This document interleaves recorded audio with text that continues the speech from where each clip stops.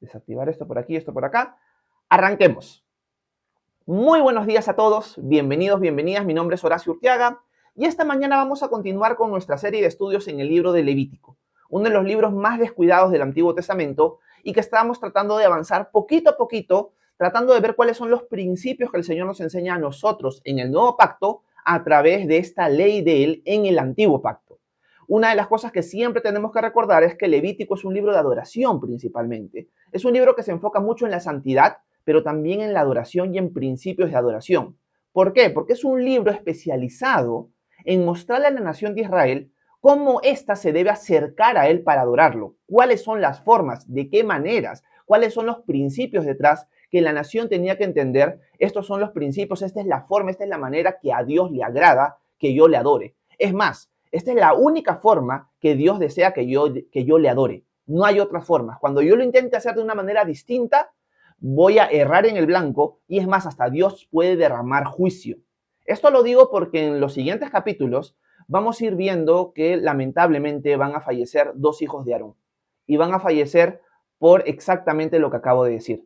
Van a presentarle un fuego extraño al Señor. No van a adorarlo como Dios lo prescribió, como Dios nos ha prescrito su adoración a través de los primeros capítulos. Y esto lo doy como adelanto, pero esto también nos lleva a entender cuál es el propósito del libro de Levítico. Entender mejor los principios de adoración que Él desea que su pueblo tenga hacia Él. Recordemos que la nación de Israel está en el monte Sinaí, han recibido la ley, han construido el tabernáculo y ahora tienen que saber cómo trabajar dentro del tabernáculo los sacerdotes y también cómo la nación se puede acercar a Él. Hemos visto distintos tipos de sacrificio: holocausto, sacrificio de cereal, sacrificio de paz, sacrificio por el pecado y sacrificio por la culpa. Son los 5 sacrificios que la nación de Israel va a tener como base para acercarse al Señor. A partir del capítulo 6, hemos empezado a ver cómo Dios ya no se enfoca tanto en el pueblo con respecto a estos 5 sacrificios, sino se enfoca más que todo en los sacerdotes. ¿Cuál es la función sacerdotal? Y sobre todo, ¿qué es lo que los sacerdotes se pueden, o con qué es lo que los... Ay, la frase sería la siguiente, me estoy trabando. ¿Qué cosas son las que los sacerdotes pueden quedarse para ellos? ¿Qué cosas pueden consumir? Por lo tanto, el enfoque que estamos teniendo desde el capítulo 6 es un enfoque más que todo sacerdotal en cuanto a cómo deben trabajar los sacrificios ellos y qué cosas se pueden quedar y qué cosas no. Y hoy día vamos a ver algunos principios importantes, sobre todo al finalizar el tiempo devocional, para ver cómo podemos aplicar estas cosas que Dios le sigue diciendo a los sacerdotes.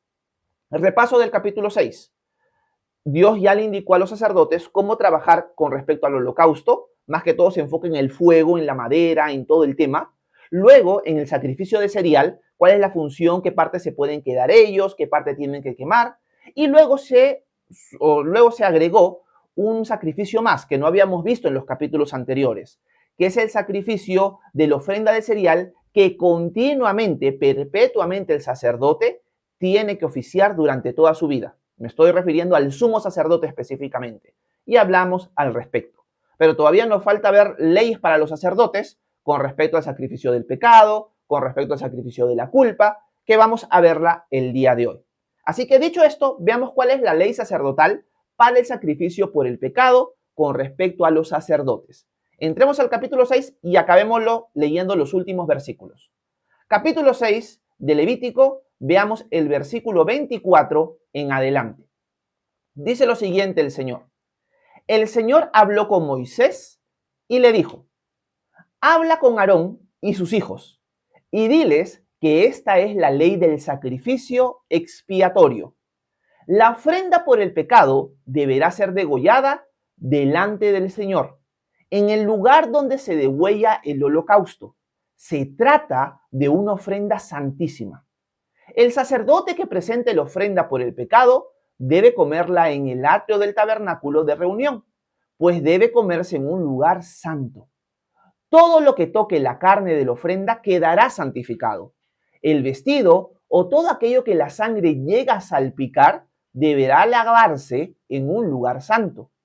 La vasija de barro en que se cueza la ofrenda será quebrada, pero si se cuece en una vasija de bronce, la vasija se restregará y se lavará con agua. La ofrenda podrán comerla solo los varones de la familia sacerdotal. pues se trata de una ofrenda santísima. Pero no podrán comer ninguna ofrenda cuya sangre sea introducida al tabernáculo de reunión para hacer expiación en el santuario, sino que la quemarán en el fuego. Un montón de detalles que nos pueden marear, vamos a ponerlo en contexto. Recordemos que cuando estudiamos el capítulo 4, vimos que hay un sacrificio por el pecado o por la purificación. Son dos formas de entender el mismo sacrificio. Era un sacrificio por el cual tú te acercabas al Señor para pedirle perdón, para encontrar expiación, perdón de tus pecados por un pecado que tú hubieras cometido. Los pecados y los sacrificios por el pecado sucedían jerárquicamente. O sea, un sacerdote presentaba un tipo de sacrificio por el pecado, un líder religioso de Israel también, un líder civil de otra manera, un ciudadano común y corriente de otra. Por lo tanto, en el capítulo 4 se desglosa, por así decirlo, los distintos tipos de sacrificio por el pecado. Cuando vimos el sacrificio por el pecado de los sacerdotes y de los líderes religiosos, lo que se quemaba en el altar solamente eran la grasa, los intestinos del animal, y todo el animal se quemaba fuera del campamento. Y esto apuntaba a Jesús en el libro de Hebreos. Pero si era un jefe de una tribu, si era un ciudadano común y corriente, se quemaba también la grasa y el intestino en el altar, pero el animal sí quedaba para el sacerdote. Aquí, una de las cosas que está sucediendo es que Dios le está mostrando a los sacerdotes con cuál carne se pueden quedar ellos y en qué momentos no se pueden quemar. Una de las cosas que se detalla aquí en el texto es que cuando la sangre del animal del sacrificio por el pecado era salpicada en el velo, en el tabernáculo, en el lugar santo, para entrar al lugar santísimo, esa carne no se podía comer porque era la que se quemaba fuera del campamento. Y Dios le está diciendo que eso es algo que ellos tienen que tener presente. No solamente esto, sino que también les hace recordar que la carne que va a quedar para ellos en este sacrificio es santísima. Recordemos que en todo el libro de Levítico ya hemos ido aprendiendo y lo vamos a seguir aprendiendo mientras vayamos avanzando en los capítulos. La forma de culto en el tabernáculo es diversa y hay elementos que pueden ser comunes, hay elementos que van a ser impuros, hay elementos que van a ser santos y hay elementos que van a ser santísimos. Si un elemento santísimo tiene contacto con algo común o con algo impuro, en buena cuenta esto entra en un estado de destrucción o de juicio. Para tú poder tocar algo santísimo, tú tienes que ser santo, tú tienes que haber estado apartado para el oficio del tabernáculo. Un ejemplo práctico, si yo soy un sacerdote y este alimento que ha quedado para mí es santísimo, yo soy el único que lo puede comer. Yo no se lo puedo dar a mi familia, un israelita común y corriente que llega a presentar sacrificios no puede participar de estas cosas. Por lo tanto, lo que Dios les está recordando a los sacerdotes es, esta es la forma de hacer el sacrificio por el pecado, ustedes ya lo han aprendido en el capítulo 4, pero recuerden que la carne que queda para ustedes es santísima. Solamente ustedes la van a poder comer, no la pueden comer en sus casas, la tienen que comer en el mismo tabernáculo. Hemos visto ya hace tiempo la imagen del tabernáculo, déjenme ver si la tenemos por aquí. Ellos tenían que comer esta carne en el atrio, en el patio, junto al altar de bronce. Ahí tenían que comer ellos esa carne, no la podían sacar porque es santísima y lo santísimo no puede tener contacto con lo común. Se nos da un ejemplo adicional. Se nos dice, ¿qué pasa si la sangre que utilizaste en todo el ritual del sacrificio por el pecado te cae en tu ropa? ¿Qué tienes que hacer? En buena cuenta, esta sangre es una sangre que ha sido utilizada especialmente para el sacrificio por el pecado, por lo tanto ha entrado en un rol de santísimo también. Tú tienes que lavar la ropa completamente. Pero cuando tú te quedas con una porción de carne, toda la carne del animal, y la cocinas, ¿qué sucede si la cocinaste en una olla de barro? ¿Qué tienes que hacer con la olla de barro? Tienes que destruirla. ¿Y qué pasa si la cocinas, la carne, en una olla de bronce? Simplemente tienes que refregarla bien y tienes que lavarla. ¿Por qué pasa esto? ¿Qué significa esto? No entendemos por qué tienes que romper una olla de barro por cocinar la carne que era para el sacerdote ahí. Porque nuevamente es una carne santísima y una olla de barro tiene un uso común. Por lo tanto, al ser un envase poroso, tiene un contacto con lo santísimo y ya no puede ser usado nuevamente como común. Tiene que ser roto. Así funcionaba la forma de pensar de los israelitas por mandamiento de Dios en todo lo que tiene que ver con el tabernáculo, con los utensilios, con la carne. Es algo que vamos a ir desarrollando más mientras avancemos en el libro de Levítico. Así que si no lo entiendes a la perfección, vamos a ir aprendiendo más en el transcurso de las siguientes clases. Por lo tanto, para terminar la lectura del capítulo 6, lo que Dios le está indicando a los sacerdotes es, en cuanto al sacrificio por el pecado, tienes que tener todos estos cuidados, y cuando no sea un sacrificio por el pecado del sacerdote o de la nación de Israel en su liderazgo religioso, sí puedes comerte toda la carne. Y eso va a quedar para ti y para tus hermanos, pero solamente se puede comer, porque es santísima, en el tabernáculo. Nadie más la puede comer. Esa es la lección sencilla que Dios le está dando a los sacerdotes con respecto a este sacrificio. Entremos al capítulo 7, porque en el capítulo 7 ahora se va a dar mandamientos con respecto al sacrificio por la culpa. El sacrificio por la culpa lo vimos en el capítulo 5 y en la primera parte del capítulo 6. Y no sé si ustedes se acuerdan que era un sacrificio cuando tú habías tocado o habías comido algo que era santo, algo que le pertenecía al Señor, una cosa sagrada. Tú tenías que pedir perdón, restaurar lo que habías obtenido, restaurar lo que tú tenías y agregar un 20% más. No solamente esto, sino que el sacrificio por la culpa también podía suceder cuando tú de alguna manera sabías que habías pecado, pero no tenías claro cómo. Tenías que presentar un sacrificio por la culpa. Y por último, el sacrificio por la culpa también se presentaba cuando tú jurabas falsamente. Alguien te había otorgado algo a ti y tú decías, no, nunca me lo diste. Delante de los jueces tú jurabas de que nunca lo habías recibido. Te encontrabas algo en la calle y también jurabas que nunca lo habías encontrado, que tú no lo tenías. Cuando esta persona se arrepentía, cuando esa persona decía, he metido la pata, he pecado contra Dios, esta persona tenía que presentar un sacrificio por la culpa, devolver lo que había robado, por así decirlo, y agregar un 20% más. Ese es el sacrificio por la culpa que hemos visto hace poco nada más. Los sacerdotes también tienen que tener una ley con respecto a qué cosas se pueden comer, qué cosas no. Y esto es lo que Dios les va a indicar en el capítulo 7.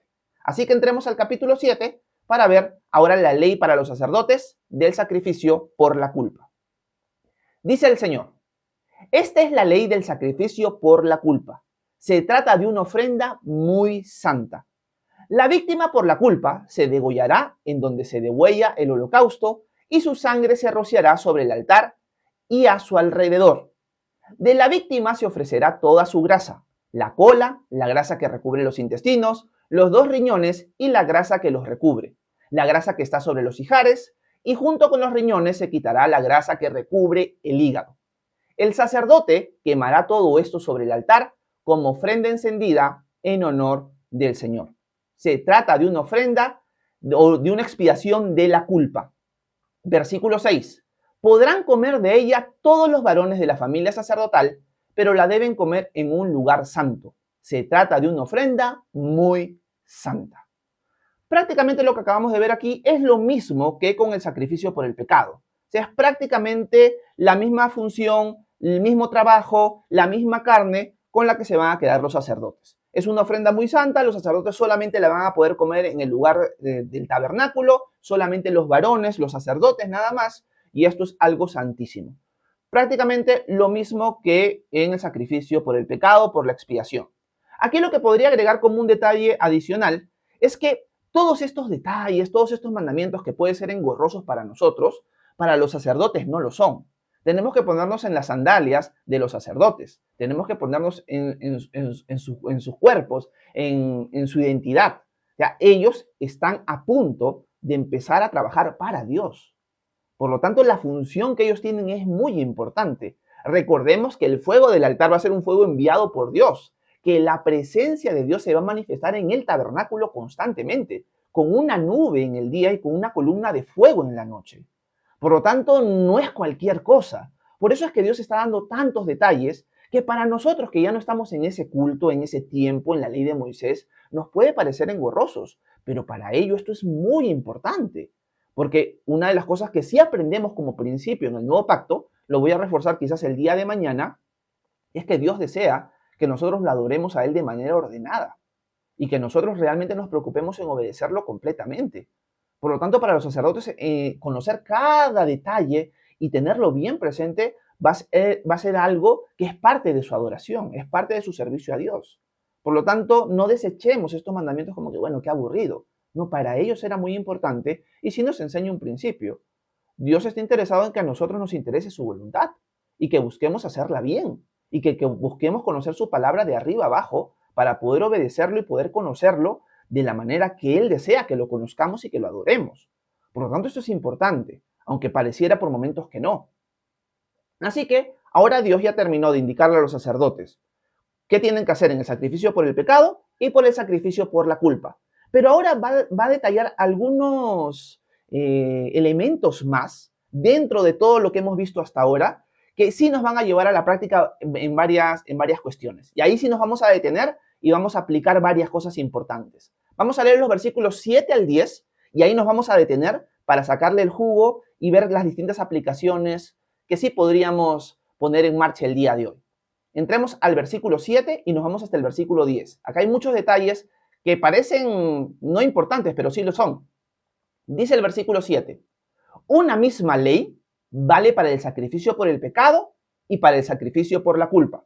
El animal ofrecido será para el sacerdote que haga la expiación. Vuelvo a leerlo porque esto es importante. El animal ofrecido será para el sacerdote que haga la expiación. Versículo 8. La piel del animal ofrecido en el holocausto será para el sacerdote que presente el holocausto. Vuelvo a subrayarlo. Será para el sacerdote que presente el holocausto. Versículo 9. Toda ofrenda que se cueza al horno y todo lo que se prepare en sartén o en cazuela será para el sacerdote que presente la ofrenda. Versículo 10.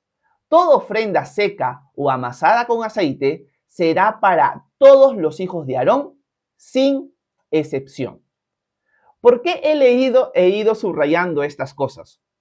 Porque lo que Dios le dice a la nación de Israel, y en este caso específicamente a los sacerdotes, es, en el sacrificio por el pecado y por la culpa, la carne, que es prácticamente todo el animal, va a quedar para el sacerdote que hace el trabajo, no necesariamente para los demás. Lo puedes compartir, pero inicialmente va para ti. En el caso del holocausto, donde todo el animal era consumido en el fuego, la piel sí quedaba para el sacerdote, pero ojo, para el sacerdote que hacía el trabajo, no para los que no lo hacían. Tú puedes compartirlo, pero inicialmente va para ti. En la ofrenda de cereal, si es en cazuela, si es en sartén, si es en horno, va específicamente y únicamente para el sacerdote que ha hecho el trabajo, no para los demás. Pero en la ofrenda de cereal que no era cocinada, sino era simplemente amasada con aceite, con incienso, como hemos visto en el capítulo 2, sí tenía que ser dividida de maneras iguales para todos los sacerdotes. Y aquí nos detenemos para hacer algunas aplicaciones importantes. La primera es la siguiente.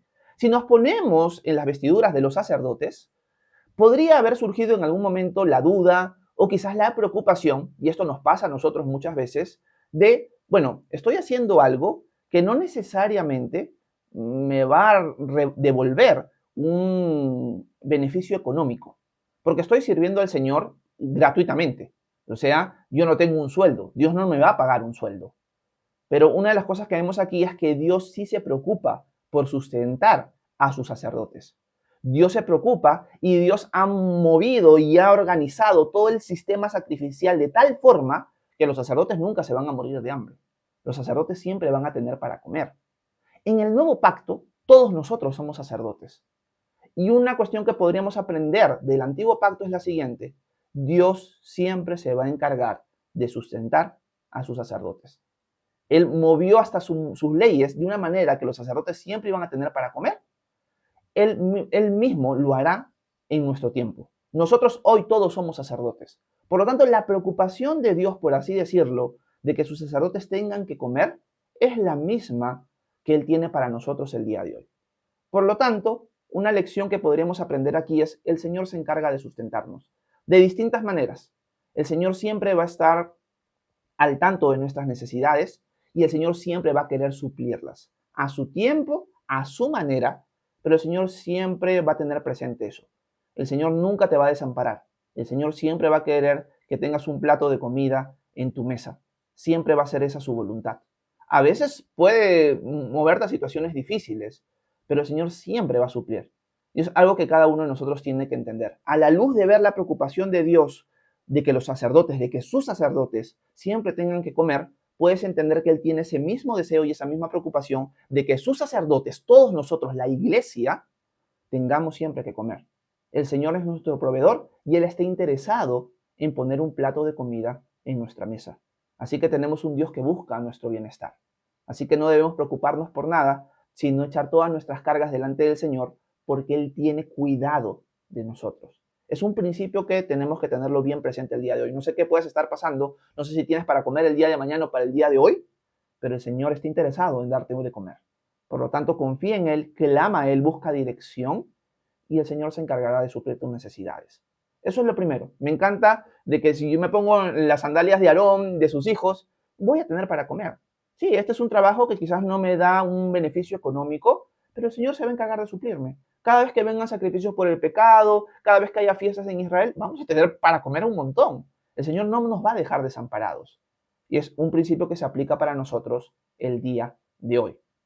No solamente se aplica a este principio para nosotros, sino también en el tema de que inicialmente el que trabajaba era el que recibía la carne, la podía compartir con los demás, pero inicialmente iba para esta persona. Y me puse a pensar lo siguiente, uno puede escoger dentro del sacerdocio, dentro de la familia de Aarón, ser un sacerdote que realmente busca servir a Dios de todo corazón y si vienen israelitas, presentar los sacrificios, estar atento a los holocaustos, o ser un sacerdote que dices, bueno, al final, de todas maneras, mi hermano, porque eran hijos de Aarón, mi hermano no va a poder comerse todo el animal. Por lo tanto, que él haga los sacrificios y yo, bueno, descanso. Me vuelvo perezoso porque al final Dios me va a sustentar a mí también. Y termino comiendo de todas maneras, pero no lo estoy haciendo bien delante de Dios. Estoy siendo un sacerdote perezoso. Así que hay dos enfoques aquí. Hay el enfoque de aquel sacerdote que sí va a trabajar porque quiere agradar a Dios, Dios lo va a sustentar, y aquel que se aprovecha del otro. Sí, Dios me va a sustentar, porque mi hermano no se va a poder comer todo el animal él solo. Por lo tanto, al final lo va a compartir con nosotros. Es más, hasta hay leyes de que dicen, no, hay que compartir todos por igual. Por lo tanto, que mi hermano lo haga y yo no. Realmente no tenemos registro de que esto haya pasado en Israel, pero me pongo a pensar, conociendo nuestro corazón, que esto debe haber pasado en algún momento. Que alguno de los hijos de Aarón se ha aprovechado de esto. Ha sido un sacerdote perezoso. También me pongo a pensar, y vamos a ir profundizando un poquito más en estos principios, de que también pueden haber habido hermanos, hijos de Aarón, de que dicen, no, no, no, yo soy el que hace los sacrificios. Yo les comparto a ustedes, pero yo soy el que sé hacer las cosas bien. Ustedes no la hacen bien. Y por lo tanto, el servicio que debería ser compartido para el Señor, tú te apoderas todo de él. Y esto es algo que es más contemporáneo. Nosotros lo vemos muchas veces en las iglesias, donde ciertas personas, ciertos grupos, ciertos hombres, ciertas mujeres, ciertos individuos dentro de la iglesia quieren acaparar todo y no quieren compartir el servicio a Dios con los demás. Esto es algo que nosotros podemos aprender, por ejemplo, del Antiguo Testamento. En el Antiguo Testamento vemos cómo Dios levantó un rey, el rey Saúl. Pero el rey Saúl es un desastre con su reinado. Por lo tanto, Dios le anunció a Saúl que iba a ser reemplazado. Su reemplazo fue David. Pero cuando Saúl se entera de que David va a ser su reemplazo, Saúl no quiere dejar el cargo. ¿Y qué empieza a hacer Saúl? Empieza a perseguir a David para matarlo. Por lo tanto, Saúl no quería compartir, no quería dar un paso al costado y decir, bueno, reconozco que he fallado y por lo tanto le voy a dar ahora, le voy a pasar el bastón, por así decirlo, a David para que él sea el rey, porque es la voluntad de Dios. No, Saúl quiso tener el poder y que nadie más lo tuviera. Y esto es algo que vemos mucho en el corazón del ser humano y en nuestro corazón el día de hoy. Por lo tanto, un principio que deberíamos aprender aquí es, si nosotros estamos sirviendo al Señor de distintas maneras, una de las cosas que siempre debemos examinarnos es si queremos acaparar todos nosotros y no queremos dejar que los que están a nuestro alrededor sirvan al Señor al igual y junto a nosotros. Me pongo a pensar que pueden haber habido sacerdotes que han sido así. Que sacerdotes que dicen, yo me encargo de los sacrificios, ustedes miren nada más. Y de ahí les comparto el alimento. Pero yo soy el central, yo soy el centro de los sacerdotes, ustedes no. Y eso es algo que vemos mucho, sobre todo en el tema del pastorado. Pueden haber hermanos en la fe que quieren servir de distintas maneras, desean hacerlo, pero los líderes no quieren, porque quieren ellos tener el control. Esto puede estar pasando en nuestro corazón, no solamente en el área de liderazgo de la iglesia, sino en cualquier área. Por lo tanto, al final cada uno de nosotros tiene que analizar eso. Por otro lado, tenemos los sacerdotes perezosos, aquellos que quieren que los demás hagan y tú no hacer nada. Sí, el Señor te provee, el Señor te da de comer, el Señor te sustenta, pero estás feliz con mirar cómo otros lo hacen y tú nunca buscas hacer nada.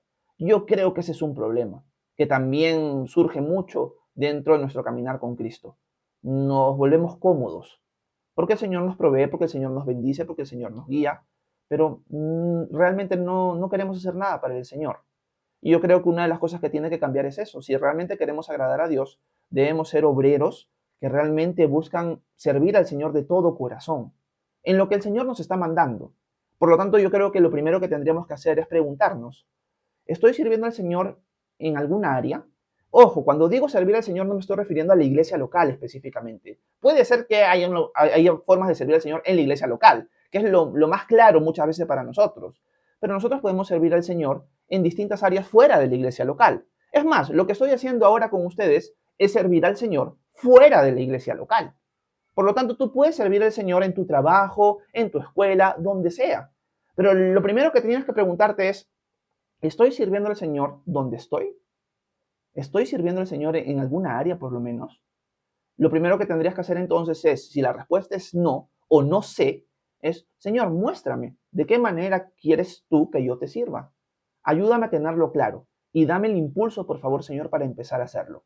Porque podemos estar cayendo en ser sacerdotes perezosos y no es la idea. Así que cuando veo a estos sacerdotes que pueden tener la comida, que Dios los va a suplir, veo Dios nos provee.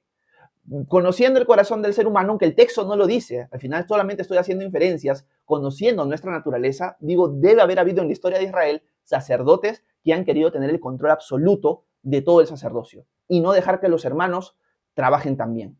Y también, por el otro lado, nos vamos al otro extremo, me pongo a pensar de sacerdotes que han abusado de eso y han dicho, bueno, ahora puedo hacer lo que quiera, voy a descansar, igual Dios me va a dar de comer y ahora soy un sacerdote de todas maneras. Por lo tanto, tenemos distintos extremos que cada uno de nosotros tiene que analizar si estamos cayendo en ellos o no. Otro principio adicional. Una de las cosas que vamos a ver, sobre todo en Primera de Samuel, es que también tú puedes ser un sacerdote que realmente hace mal su trabajo. Un sacerdote que, aunque Dios te ha dado de comer, aunque Dios te esté indicando con lujo de detalles tus funciones, tú no tomas esas decisiones, sino te vas por un camino contrario. Y esto lo podemos ver en Primera de Samuel cuando vemos a los hijos del sumo sacerdote Elí.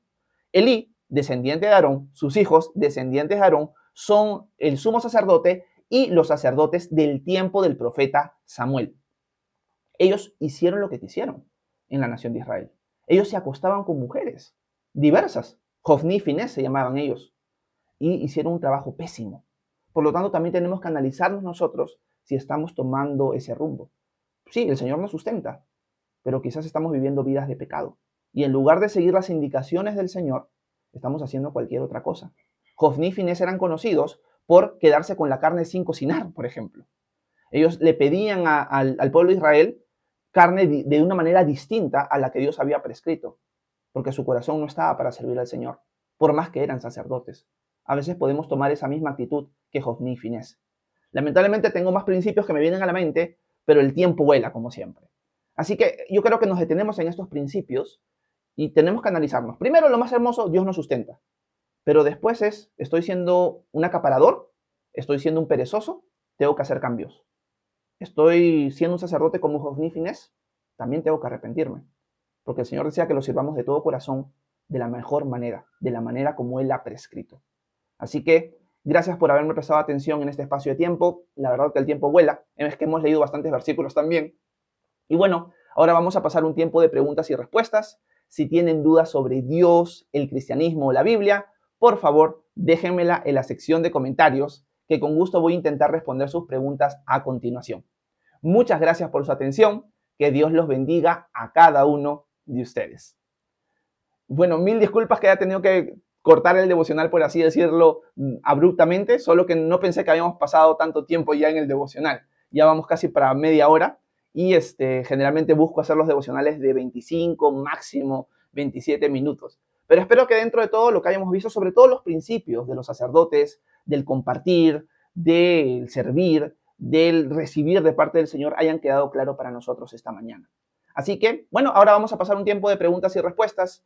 Ya saben que una de las formas en la cual pueden apoyar este canal es dándole tap a la pantalla varias veces, porque así permiten que el algoritmo de TikTok alcance a más personas. También pueden compartir el live si les es de bendición. Y también, si hay la posibilidad, me pueden apoyar a través de los corazoncitos Quiéreme.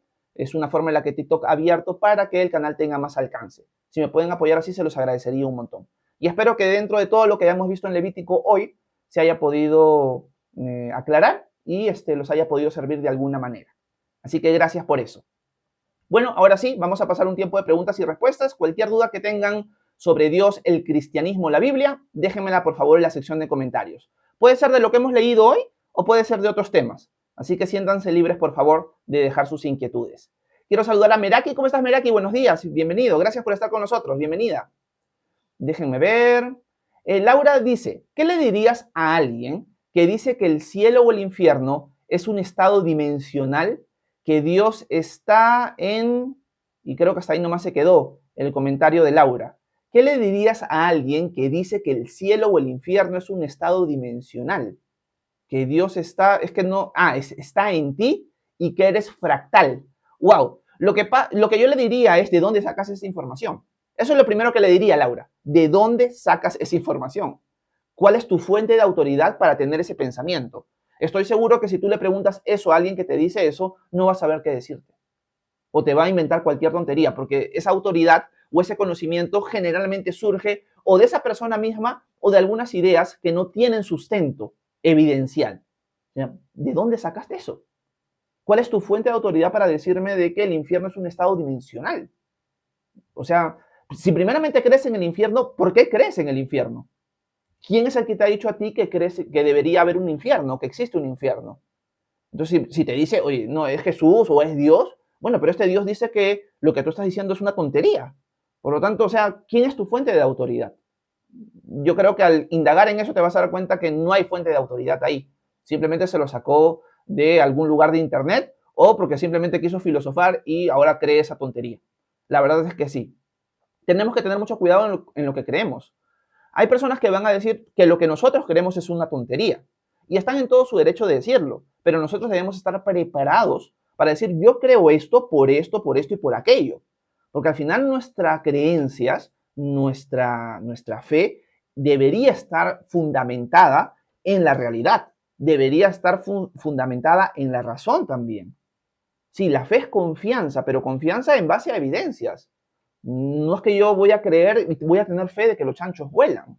Tiene que haber un sustento, tiene que haber evidencia de las cosas que yo creo. Si yo creo que Jesús existió, murió, resucitó, es porque realmente veo en la historia que existió un hombre que se llamó Jesús, que murió en la cruz y que tenemos evidencia de que la tumba estaba así y que él resucitó de entre los muertos. Por lo tanto, mi fe está puesta en un Jesús no imaginario, sino un Jesús real.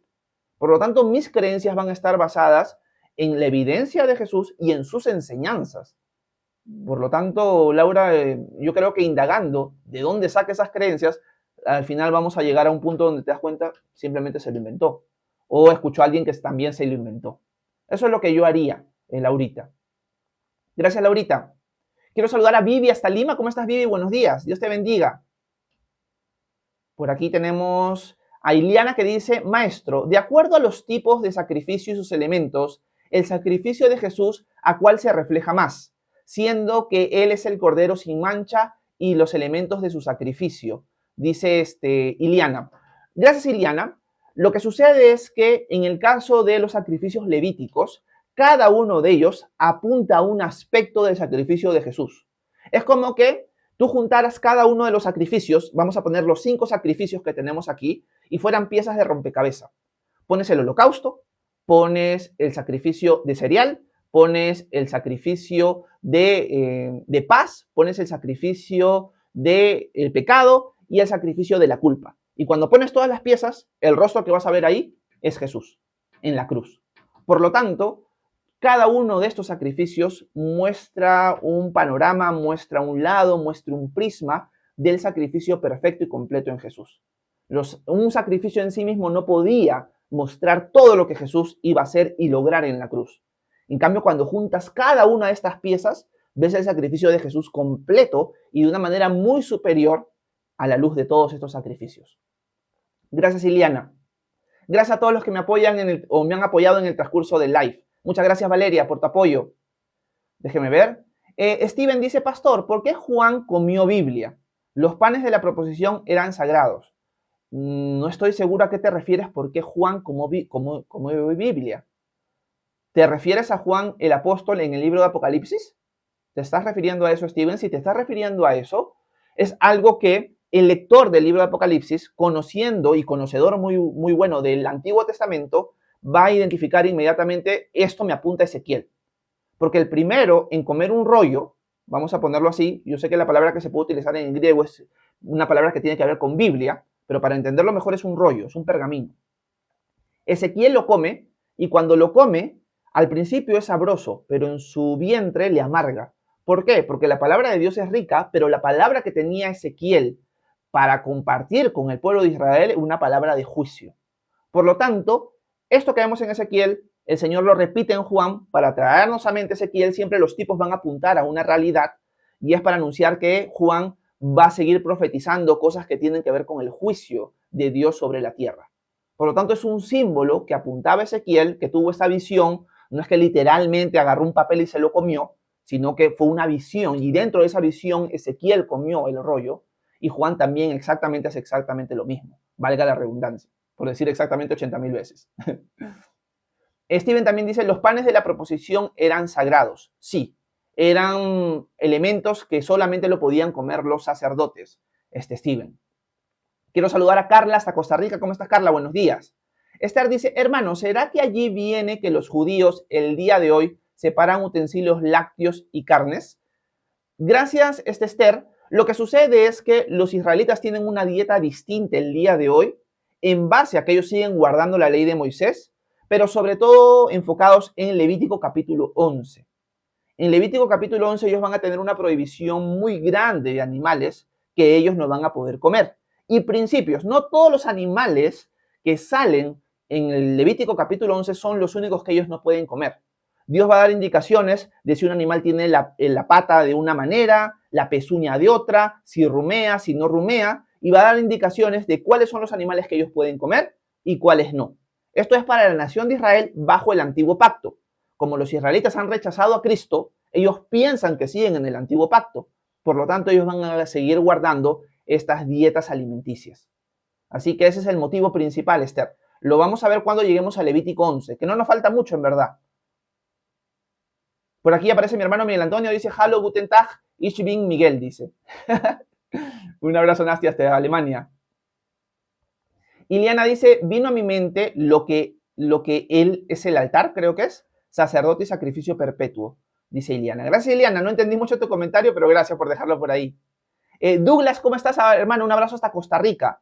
Dice, saludos, paz. ¿Me puede explicar el por qué hoy día somos o todos somos sacerdotes? Gracias, Douglas. Vuelvo a leer tu pregunta. ¿Me puede explicar el por qué hoy día todos somos sacerdotes?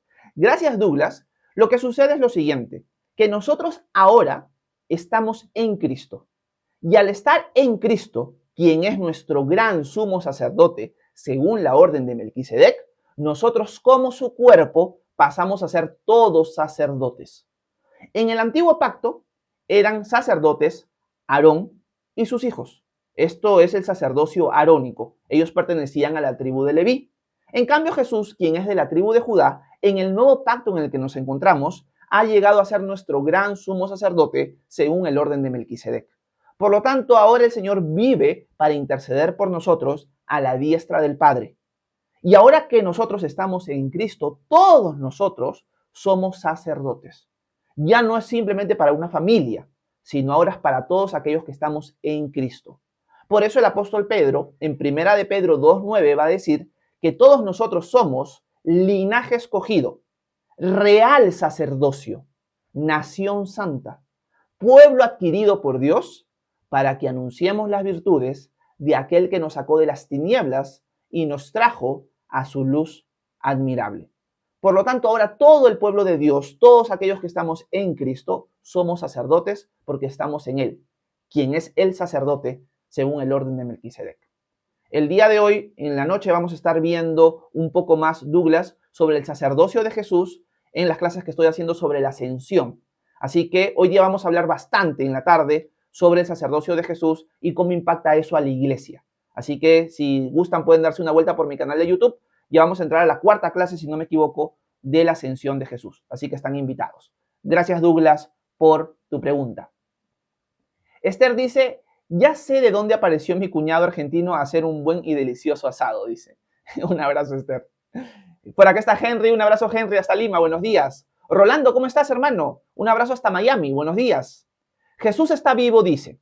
No sabía que nosotros éramos sacerdotes, pensé que solo los levitas y Cristo, gracias. Sí, Jesús, Jesús está vivo. Todos somos sacerdotes y esto se refuerza con 1 de Pedro 2:9. Así que puedes chequear el versículo para que veas que lo estoy citando bien. Gracias por tu comentario. Luis Hernández, buenos días. Dice, buen día, pastor. ¿Cuál sería la diferencia entre bendición y añadidura? Bueno, lo que pasa es que la bendición de parte del Señor puede abarcar distintos aspectos, puede abarcar distintas cosas que no necesariamente son materiales. Entonces, generalmente la añadidura sí se entiende en un sentido de agregar cosas materiales, cosas físicas, no necesariamente cosas espirituales. Obviamente va a importar mucho el contexto en el cual se usen estas palabras, por si acaso, Luis, pero generalmente la bendición es algo que abarca mucho más que solamente una añadidura. En cambio, la añadidura está más enfocado en algo que te es añadido físicamente que algo espiritual. Pero el contexto va a aclarar eso. Hay veces que sí podemos encontrar añadidura, aunque no me viene a la mente nada en el momento, Luis, te soy sincero, donde sí la añadidura es espiritual. Me puedo equivocar con eso. Por lo tanto, al final mi respuesta más que todo va a girar es, tienes que ver el contexto, Luis. El contexto te va a indicar cuál es la diferencia entre uno y otro. Gracias, Luis. Por aquí tenemos otras preguntas, otros comentarios. Iliana dice, ¿cómo se va a llamar nuestra iglesia virtual? Dice Iliana. Bueno, la verdad es que yo soy partidario, Iliana. Yo sé de que de todas maneras tenemos una comunidad aquí. Yo sé que de todas maneras nosotros somos la iglesia, si hemos puesto nuestra fe en Cristo. Pero yo sí no desestimaría la iglesia local. Por eso que no necesariamente llamo esto como si fuera una iglesia local, porque en la iglesia local van a suceder distintas cosas que no pueden suceder por internet. Por lo tanto, por ejemplo, nosotros no participamos de la cena del Señor. Esto sí va a suceder en una iglesia local. Nosotros no nos podemos bautizar. Esto sí va a suceder en una iglesia local. Nosotros quizás no nos podemos conocer a un punto que sí te puedes conocer o deberías conocer con tus hermanos de tu iglesia local. Por lo tanto, la iglesia local es algo que nosotros no deberíamos desestimar y algo que nosotros deberíamos tener. Nosotros deberíamos ser parte de una iglesia local dentro de sus virtudes y dentro de sus imperfecciones. Por lo tanto, no consideraría esta comunidad como una iglesia local, pero sí como un grupo de hermanos, la iglesia, que se reúne a los pies de Cristo para aprender más de su palabra. Gracias, Iliana.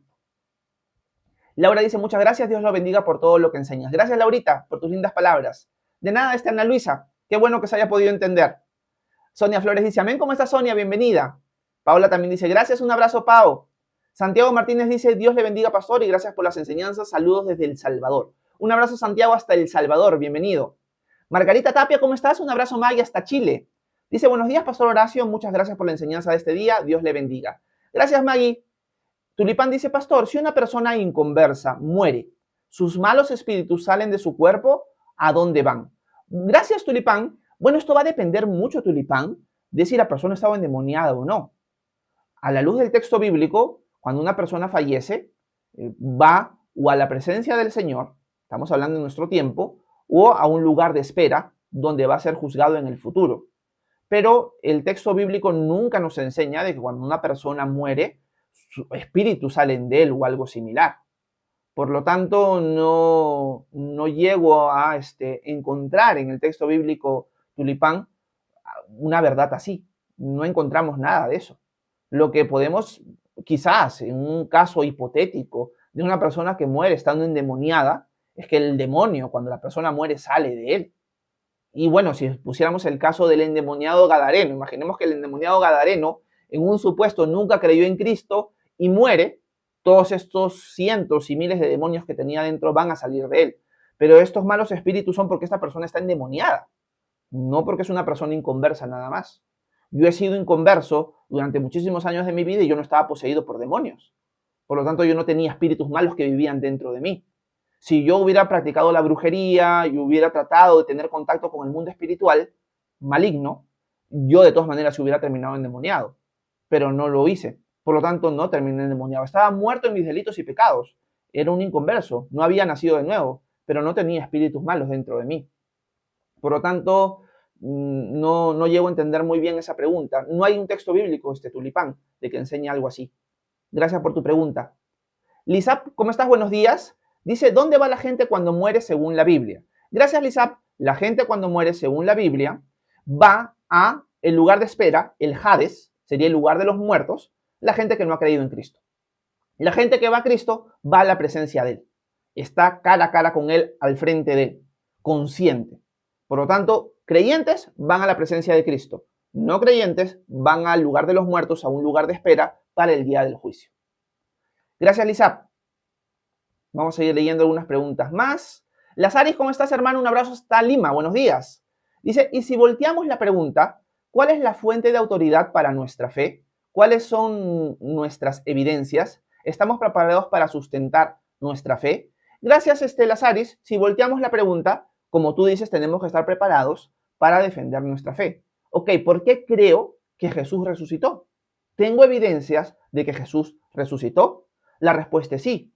Si hiciéramos un repaso rapidito de las evidencias que tenemos para concluir que es razonable creer que Jesús resucitó, diríamos que la primera evidencia es que Jesús es un personaje histórico. Jesús existió, Jesús murió en la cruz. Y tenemos evidencia fuera del Nuevo Testamento de distintos historiadores, uno de ellos es Tácito, por ejemplo, que nos va a contar que en el tiempo de Poncio Pilatos, este hombre, Jesús, murió crucificado. Y que la gente, después de un tiempo, se alborotó y empezó a predicar de que él había resucitado. Hubo un cambio después de su muerte con sus seguidores. Un cambio que causó, según Tácito, que no era cristiano, una perversión, porque la gente empezó a predicar que Jesús era Dios y que él había resucitado entre los muertos. Nosotros sabemos que es verdad, Tácito lo ve como una tontería, pero lo afirma. Por lo tanto, primero tenemos la evidencia de que Jesús existió. Tenemos evidencia de que la tumba está vacía, por textos fuera del Nuevo Testamento y dentro del Nuevo Testamento. O sea, la tumba estaba vacía, o sea, el cadáver no estaba, al punto que los enemigos de Jesús, los enemigos de los apóstoles, van a decir que los discípulos se robaron la tumba. Se robaron la tumba, no, se robaron el cadáver. Por lo tanto, la tumba está vacía. Y tenemos distintos argumentos para sostener eso. No solamente eso, sino que también tenemos un cambio radical en los discípulos. Los discípulos pasaron de estar escondidos en una casa pensando que a ellos los iban a crucificar, a dar su vida diciendo que habían visto a Jesús resucitado. Ellos no estaban diciendo, alguien nos contó de que Jesús resucitó y vamos a dar nuestra vida creyendo lo que esta persona nos dijo. No, ellos dieron su vida diciendo, hemos visto con nuestros propios ojos a Jesús resucitado. Ese cambio en los discípulos y ese fervor al punto de morir por lo que ellos habían visto con sus propios ojos, nos demuestra que ellos no estaban mintiendo. Alguien podría decir, Horacio, no, pero ellos algo tenían que ganar, por eso estaban diciendo eso. Los discípulos en esa época no tenían nada que ganar. No tenían que ganar dinero, sino más bien pobreza. No tenían que ganar mujeres ni nada por el estilo porque promovían más bien la fidelidad. No tenían poder que ganar, más bien eran perseguidos. Así que ellos no tenían nada que ganar. Por lo tanto, el cambio radical de ellos, después de haberse encontrado con Jesús resucitado, al punto de morir diciendo esto, nos confirma de que ellos vieron a Jesús resucitado. No solamente esto, sino el testimonio de las mujeres que vieron la tumba vacía y muchas cosas más nos van a llevar a concluir Jesús resucitó. Podremos agregar dos testimonios más. Tenemos al medio hermano de Jesús, Santiago, Jacobo, que se volvió el pastor de la iglesia en Jerusalén. Pero cuando vemos los registros bíblicos, Santiago no creía en Jesús. Santiago no pensaba que su hermano era el Mesías. En todo el Nuevo Testamento vamos a encontrar de que los hermanos dicen, no, este Jesús está loco, ¿no? O sea, no es el Mesías. Pero de la noche a la mañana se vuelve el pastor de Jerusalén. O sea, este hombre se convierte en un creyente y los textos bíblicos nos indican de que Jesús tuvo un encuentro con él, resucitado. Y el caso más extremo es el apóstol Pablo. Estamos hablando de un personaje que mataba a cristianos. un personaje que los perseguía, un personaje que detestaba a Jesús y a sus discípulos. Y de la noche a la mañana tiene un encuentro con Jesús resucitado y cambia su vida para siempre, al punto que se convierte en el famoso apóstol Pablo. Por lo tanto, todas las evidencias o todos los detalles que podamos ir recopilando van a apuntar de frente y con toda certeza de que Jesús resucitó. Por lo tanto, para nosotros es mucho más razonable decir Jesús resucitó que no, fue un mito, o los apóstoles lo inventaron, o tuvieron una visión, una alucinación en grupo. La evidencia apunta a que Jesús resucitó. Por lo tanto, si alguien me pidiera evidencias, esas son las que se les presentaría. Con respecto a la resurrección de Jesús, con respecto a la escritura, a la palabra de Dios, a la Biblia, primero Jesús. O sea, el hecho de que Jesús haya resucitado le da una autoridad a Jesús que no tiene nadie. Resucita entre los muertos de la manera que Jesús resucitó y te voy a creer lo que me digas. Por lo tanto, Jesús confirmó que el Antiguo Testamento era la palabra de Dios y sus enseñanzas, por lo tanto, son la enseñanza de Dios. Así que lo que está en la Escritura, por la misma autoridad de Jesús, para mí ya tiene ese valor, porque Jesús la afirmó de esa manera. Jesús dijo que es la palabra de Dios, que fue escrita por el Espíritu Santo, por así decirlo, inspirada por Él. Así que con la autoridad de Jesús, por su resurrección, para mí la Biblia es la palabra de Dios, independientemente de otras cosas. Pero cuando vas al texto bíblico, puedes encontrar primero profecía cumplida, que también te va a demostrar esto es sobrenatural. Esto no es simplemente unas historias X. No, es algo sobrenatural. La unidad que tiene la escritura, 66 libros escritos en el trayecto de más de 1500 años, de distintos lugares, con distintos autores, con distintas clases sociales, etcétera, etcétera, la unidad que tiene la escritura te va a callar la boca. La Biblia no es un libro que se escribió desde el principio hacia el final, en un solo año o en unos cuantos años, por una misma persona. Si tú juntas a distintas personas en el transcurso de la época, con distintas clases sociales, y les pides que hablen sobre un tema, cada uno de ellos se va a contradecir. No todos van a tener la misma opinión. Juntas 5 o 6 personas en un cuarto de distintas épocas, en distintas clases sociales, te van a decir cualquier cosa. Lo alucinante de la escritura es que desde principio a fin tiene una armonía, al punto que podemos ver Génesis y ver el comienzo y luego ir a Apocalipsis y volver al inicio. Por lo tanto, hay una unidad sobrenatural en la escritura que no lo tiene otro libro. Así que por un lado Jesús, por otro lado la profecía bíblica y por otro lado la unidad misma que tiene la palabra de Dios. Por lo tanto, la conclusión más razonable es que lo que tenemos delante de nosotros cada vez que leemos Éxodo, Levítico, Número, Deuteronomio es la palabra de Dios. Así que eso es lo que te podría decir Lazaris, o le podría decir a alguien que me dice, ok, dame tu evidencias, ¿por qué crees lo que crees? ¿Por qué creo que Jesús resucitó? Y ya lo dije. ¿Por qué creo que la Biblia es la palabra de Dios? Lo acabo de decir también. Ahora, si alguien desestima mis argumentos y considera que no son sólidos o que no son suficientes, bueno, eso ya es problema de la persona. Tampoco le voy a pedir a la persona que cree igual que yo en el sentido de que considere que la evidencia que yo estoy presentando es suficiente. Hay personas que van a decir, no, no, esto para mí no es suficiente. Para mí sí lo es. Así que eso es lo que podría decir Lazaris. Gracias por tu pregunta. Déjenme ver, nos quedan unos minutos más, así que vamos a seguir leyendo algunas preguntas y comentarios más. Meraki dice, ¿es verdad todo lo que dice la Biblia? Está basada en bastantes evidencias, dice Meraki. Gracias, Meraki. Laura dice, muy bien, gracias por tu respuesta, sabía que podrías responder. Un abrazo, Laurita. Berito dice, amén, gracias, pastor, por su service al Dios enseñándonos la palabra. De nada, Berito, para servirte, más bien gracias a ustedes por el apoyo, por las oraciones, por el cariño. De verdad me apoyan un montón. Muchas gracias por eso. Evelyn Torres dice, pastor, ¿cómo se retiraba el cuerpo que moría en el tabernáculo? Gracias, Evelyn. No tenemos registro de algún cuerpo muriendo en el tabernáculo. Lo más probable es que las personas iban a tener que sacar el cuerpo y iban a tener que lavarse, porque vamos a ir viendo en los siguientes capítulos en Levítico qué tenía que hacer un hombre o una mujer cuando tenía contacto con un muerto. Tenía que purificarse, porque estabas tocando algo impuro. Y por lo tanto hay un proceso de pasar de lo impuro a lo común y luego a lo santo, luego a lo santísimo. Hay todo un proceso en el libro de Levítico. Por lo tanto, vamos a ir aprendiéndolo en el transcurso de los capítulos. Pero lo que iba a tener que hacer es sacar el cadáver, nada más. Y bueno, y proceder con el ritual de purificación. Margui dice, ofrendar pájaros en lugar de una oveja por temas económicos nos muestra a un padre muy considerado. Amén. Así es, Margui. Y eso significa, y eso nos enseña, que Dios no está interesado necesariamente en la cantidad de lo que podemos dar, sino con el corazón que lo damos. Ese es el enfoque de Dios. Lizap dice, o sea, cuando Cristo venga resucitará solo a los malos, porque los buenos ya están con él. Gracias. No, Lizap, ¿por qué? Porque cuando yo digo que los que mueren en Cristo están en su presencia, ellos no están resucitados. Si yo muero el día de hoy, voy a la presencia de Cristo, pero no estoy resucitado. Estoy muerto. Estoy en espíritu nada más, pero no he resucitado. El día en que el Señor venga desde las nubes, con la trompeta final, con voz de arcángel, me resucitará. Pero toda persona que ha partido en Cristo no ha resucitado. Por lo tanto, no confundamos resurrección con el estado intermedio, entre que he estado vivo, muerto y luego resucitado. El estado intermedio es donde están las personas o como están las personas hoy delante de Cristo. Así que los muertos y vivos, cuando el Señor venga, seremos resucitados con cuerpos glorificados. Por lo tanto, la resurrección aún no ocurre. Gracias, Lizap.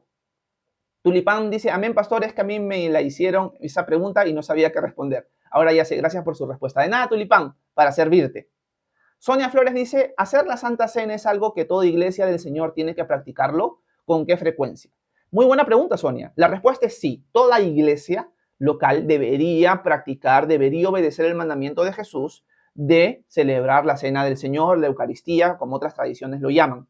Debería ser algo realmente continuo. Debería ser algo que se hace constantemente. La iglesia antigua, y es por eso que tenemos evidencia de que los primeros cristianos lo entendieron así, celebraban la cena del Señor, celebraban la Santa Cena, la Eucaristía, todos los domingos. No lo hacían una vez al mes, no lo hacían cada 15 días, lo hacían todos los domingos. Por lo tanto, sabemos que la iglesia entendió esto como un mandamiento del Señor y que se tenía que hacer siempre. Algunos historiadores van a decir que el culto en la iglesia antigua giraba en torno a la Eucaristía, giraba en torno a la cena del Señor. Ese era, por así decirlo, el centro, la cereza en el pastel del culto. Cuando uno estudia el culto de la iglesia antigua, el culto contenía lectura de la Escritura, del Antiguo Testamento, del Nuevo Testamento, una predicación, cantar salmos y participar como la cereza en el pastel de la cena del Señor. Así que debería ser algo recurrente, Sonia, y sí, una iglesia local debería, por mandamiento del Señor y en obediencia a Él, celebrar la cena del Señor. La iglesia local que yo pastoreo, lo que estamos haciendo es cada 15 días. Una semana sí, una semana no, y lo hacemos en nuestra reunión de oración. Gracias, Sonia. Daniel dice, un fuerte abrazo, pastor, gracias por sus enseñanzas, saludos desde San Diego. Un abrazo, Daniel, hasta San Diego, gracias. Natcam, buenos días. La última cena en realidad es la Pascua del Nuevo Pacto, celebrada solo por la, no sé qué significa eso, IDDSMM, no sé qué significa. Gracias, Nat. Quiero saludar a Harold. ¿Cómo estás, Harold? Un abrazo hasta Lima, hermano. Buenos días. Lazaris dice, excelente, hermano. Gracias por refrescar ese conocimiento. De nada, Lazaris, para servirte. Mary dice, ¿eres iglesia bautista o carismático? ¿Eres católico o evangélico? Dice Mary. En verdad, inicialmente soy cristiano. Eso es lo más importante, Mary. Podría decir, por un lado, esto nos matamos de risa a veces en la comunidad de WhatsApp, soy católico, pero no romano. No pertenezco a la iglesia de Roma. No soy bautista. Soy carismático en el sentido de que creo que los dones del Espíritu Santo continúan hasta el día de hoy.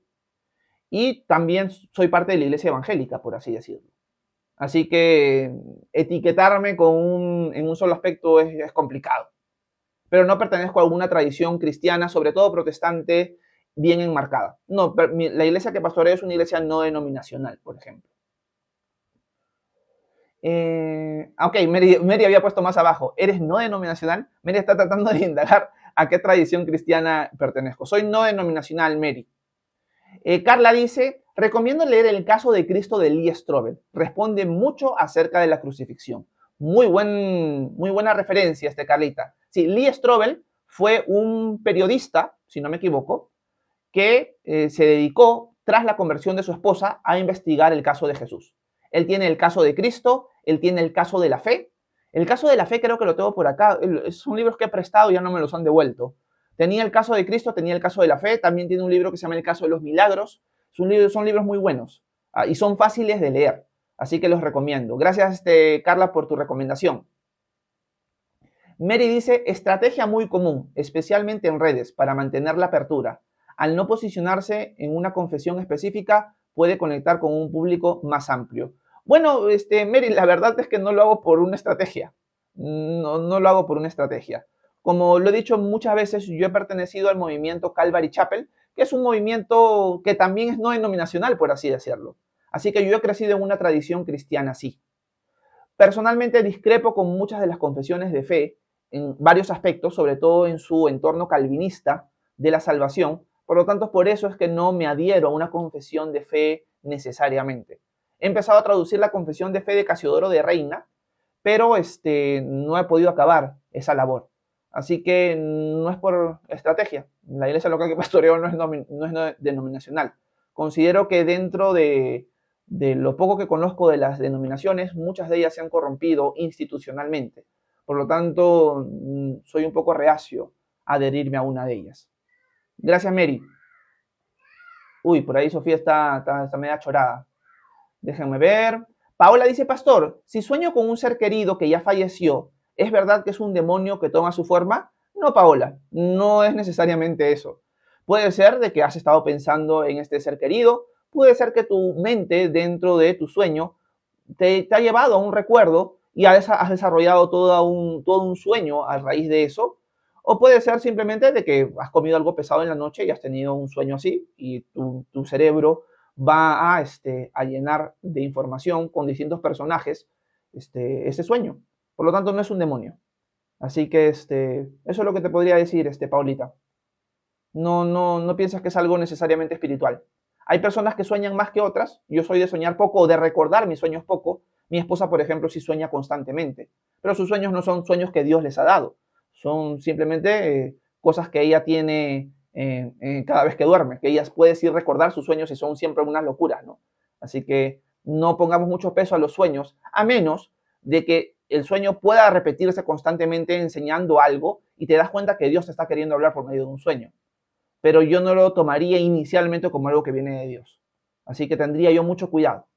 Nuestra fuente de autoridad inicial y firme y que no falle es la palabra de Dios, es la escritura. Así que ahí tenemos que empezar siempre, Paulita. Gracias por tu pregunta. Bueno, me despido. Siendo las 10:11 de la mañana, me despido. Gracias a todos por haberme acompañado esta mañana. Nos vemos hoy en la tarde. Ya saben que los de la comunidad de WhatsApp van a tener el link de Zoom y la clave de Zoom para entrar por Zoom y poder conversar conmigo en la clase de la Ascensión. Y los que no quieran entrar por Zoom la pueden ver por YouTube a las 4:30 de la tarde, hora Perú. Vamos a tener nuestra cuarta clase sobre la Ascensión, así que están cordialmente invitados. Que tengan un excelente jueves, que Dios los bendiga. Nos vemos mañana. Bye, bye.